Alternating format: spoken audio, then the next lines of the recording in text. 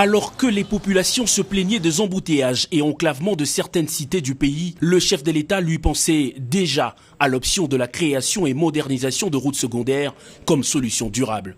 Le mode de gestion participative du président de la République a permis le montage de toute une série de projets qui prennent corps au jour le jour. Ce mercredi, c'est sur la grande avenue Ngapama, communément appelée Terre Jaune, que Félix-Antoine Tshisekedi a donné le premier coup de gaz de tracteurs qui vont baliser près de 40 km de voirie dans la capitale.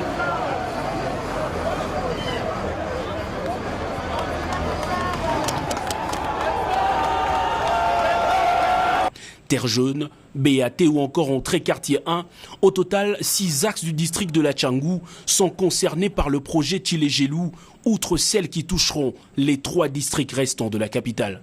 Bien avant le lancement de travaux, le gouverneur de la ville de Kinshasa, le vice-premier ministre des infrastructures ainsi que le directeur général de l'OVD ont donné de précisions sur ce projet initié par le président de la République et qui vise à réhabiliter et moderniser au-delà de Kinshasa une centaine de kilomètres de voirie dans les provinces du Kasaï, de l'Équateur et du Bandundu pour un financement public-privé de 138 millions de dollars.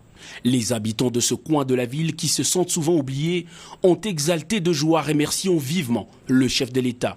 Il leur faudra 28 mois de patience pour voir des chaussées modernes traverser leur quartier.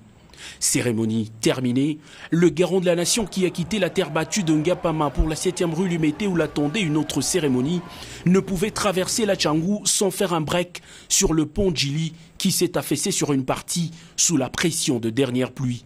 Le dynamisme transmis par le président de la République et ses collaborateurs a obligé à l'office de route d'entamer dès les premières heures d'après-dégâts des travaux sur cet ouvrage qui relie le district de la Tchangou au reste de Kinshasa. Quelques instructions aux responsables de structure à l'œuvre et le cortège présidentiel a poursuivi son parcours jusqu'à la 7e rue Limété. Dans un décor similaire à celui de Terre Jaune, l'assistance découvre un autre grand projet dit moderne qui vise lui aussi comme son intitulé la modernisation de plusieurs routes secondaires à grande importance et affluence. Ici, c'est près de 13 km de voirie à réhabiliter et moderniser sur la 7e, 9e, 12e, 13e, 15e et 18e rue avant d'entamer l'avenue Escort-Tangalima et une partie de la commune de Lemba. En 24 mois, l'Office de voirie et drainage s'est engagé à réaliser 13 de 26 km prévus dans ce projet financé par Equity Bank à hauteur de 18 millions de dollars.